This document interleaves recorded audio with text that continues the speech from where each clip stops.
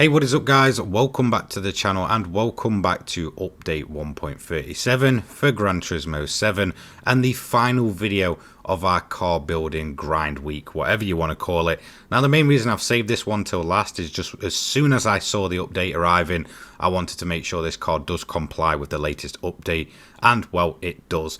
Big thank you to Raddy for this one. Once again, I know he wanted me to cover it a long time ago, but I do go through phases of wanting to build cars and then not. So yeah, I'm kind of glad this week's coming to an end at this point. Now the car we're going to be using is the Mazda 3 from 2019. One of the, I guess, more recent update cars. I believe it came alongside the likes of the Toyota Alphard, costing you 37,000 credits, so a very cheap starting base price. However, that is going to change a little bit in the next part of the video. So let's go straight into it. The first thing you want to do is put the engine swap in it for 1.2 million credits, which is the legendary 787B engine. Another thing you don't want to do, and I cannot stress this enough, do not wide body this vehicle or else it will not drop the performance points to where you need it to be.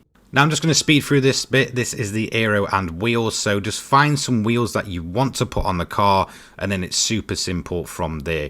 You keep them at the standard size, do not make them bigger, put the width as wide and leave the offset as normal. The front is standard, the side standard and the rear is standard, apart from the wing, which is a Type B. Speeding through once again, you're going to need weight reduction stage 1, sports hard compound of tyres, weight reduction stage 2, power restrictor and ballast, then high RPM turbocharger, a diff, manual transmission, the fully customizable, weight reduction 1 and increased rigidity. Then you need all of these following parts: torque diff, customizable suspension, leave the brakes, and as you can see, that is all you need from the racing. Extreme, you do not need anything. However, there is a little added section which is going to be on the ultimate part. So just to quickly I guess mention this, you will need to be level 50. Once you've done that, go to the ultimate parts and get the carbon propeller shaft. So not too many parts needed for this actual build. Now next up, I'm going to move on and actually show you a live, I guess, build of the tuning sheet. I'm going to take you through step by step. So I'm just going to make a new sheet. I'm just going to name it like, I don't know, 600 PP, again, because that's what we're aiming for. You want to put the sports hard tires on first. Again, you won't need to be changing it to any other compounds. Fully customizable suspension at the front to 110, and same with the rear. 8 on the anti-roll bar for both. Compression, leave it as it is, and expansion the same. Natural frequency is 310 front, and at the rear 325. Negative camber angle, put this at 0 for both. Toe angle, leave it alone. Fully customizable diff, and again, just leave it as it is. The torque vector in center diff, I prefer 50-50, and I think most people do. Pop it on that. Transmission, fully customizable manual. Now pop it up to 210 and we'll just quickly go through the gears. Leave the final as it is. Then you're going to take this all the way down to these set limits. Now the reason for this is just because the gear ratios on the 787B engine are rather quite long, and we're almost kind of just, you know, bringing them out a little bit more to get as much top speed as possible. I do find this is not only the best for the fuel consumption, but overall best for its straight line speed, especially considering we're trying to alter it for the Mazda 3 that it's inside. Now engine swaps are definitely one of those that kind of needs to be altered constantly in terms of your gear ratio and such, depending on the car that it's in. Now for the Mazda 3, I found that overall it's just a little bit too short. Although it's a pretty long gear ratio, it's still rather on the shorter side for that big straight that we need to tackle at Tokyo. So ensure that the gears match those ratios that are on screen and you are good to go. Now ballast up next, and you're going to pop this one all the way up to 118, so 118 on the ballast positioning. On the ballast itself. Then onto positioning is -17. We're going to then put the output adjustment of the ECU down to around about 78. Again, ensure that matches. No downforce at the front, but put maximum at 150 at the rear. Turbocharger, put the high RPM turbocharger on, and as you can see, it's still sat around about 609. But if we go ahead and add the carbon propeller shaft, bang, 600 pp with the weight reduction and rigidity at the back. So I'll just quickly let you look through this one. Again, just to ensure that all of these match, feel free to pause section by section just to ensure you've got it down correctly. It took me a couple of goes to get it right, but it does work in the end. Again, if you don't want to mess around with individual gears, expect it to be a little bit less top speed heavy, and you'll have a bit more of a difficult time on the main straight, but you will get plenty of acceleration with that four-wheel drive system. So that is the tune done. You've seen it drop below. You've seen that it still works as of 1.37. So yeah, go ahead, copy that. Now I'm going to quickly talk about the car itself, because again, this is one that I guess the engine swap itself is quite infamous. It's always one that I see kind of floating about, being spoken about, and overall it's kind of regarded as a decent engine swap. The Mazda 3 itself was a terrible car on release. However, since it got the 787B swap, it just became a much better overall car, to be quite honest. It's four-wheel drive, so again, there's plenty of grip there to handle the ridiculous amount of power you're actually putting through this thing. Originally, when you had a fully upgraded Mazda 3, it was around about, I think, 400 to 500 brake horsepower. It really wasn't much, and this one, well, even when it's tuned in this form, is taking it upwards of nearly 800 brake horsepower.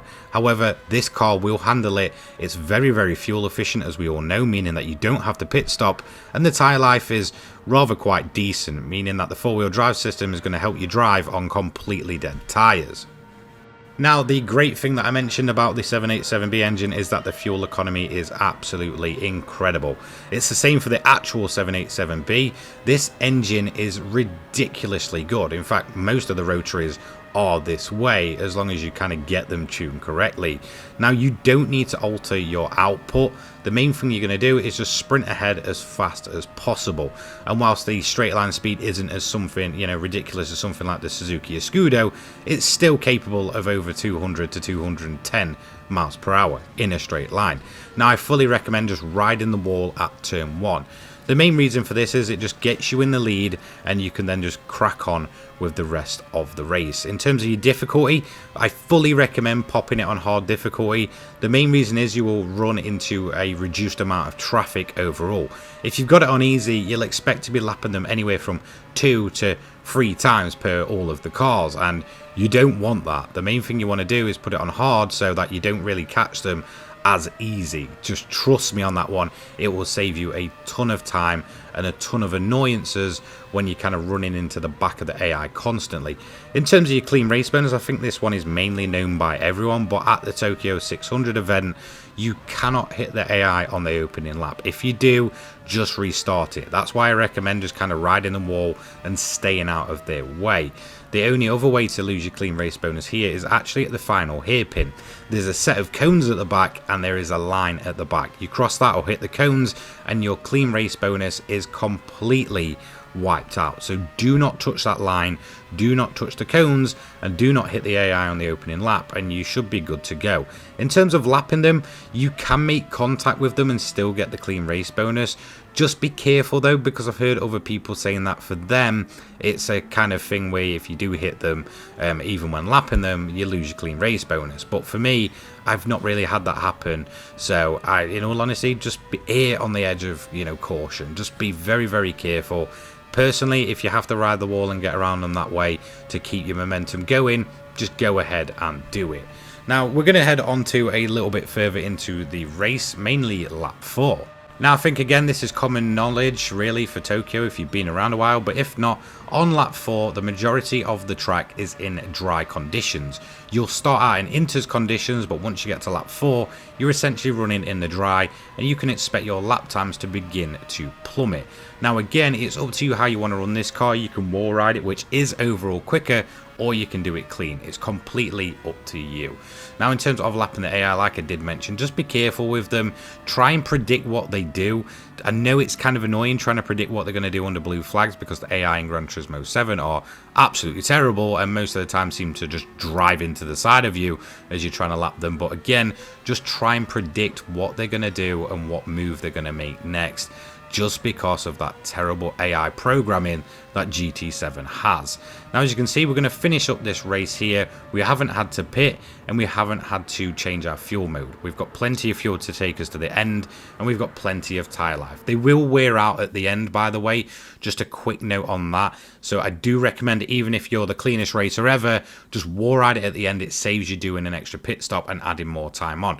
Now, this wasn't the best run at all. In fact, most of this run was done without war riding.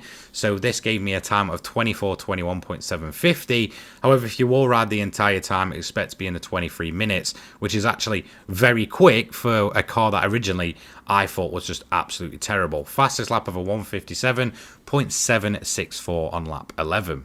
Now, I'm assuming most people know what the payout for this is. It's 825,000 credits in around about 23 to 24 minutes of your time. Nice and easy money for this one, and it's a super stable and easy build to achieve, if a little bit pricey. But it does work, and you're essentially in the profit as you start using this build. So that's going to be it from me for my builds and money grind weeks. To be quite honest, I'm glad this week is done. As much as I love bringing these videos to you, and as much as I love seeing what my community has sent me over to go ahead and try out, after a week straight of them, I do get a little bit burnt out on them. So who knows, maybe next time there's an update or there's an update coming, I'll bring them back. But to be quite honest, I think I've got a decent selection of cars here over the last week. We've had the Escudo feature just to show that it does still work, and just going to say this now, it does still work on 137.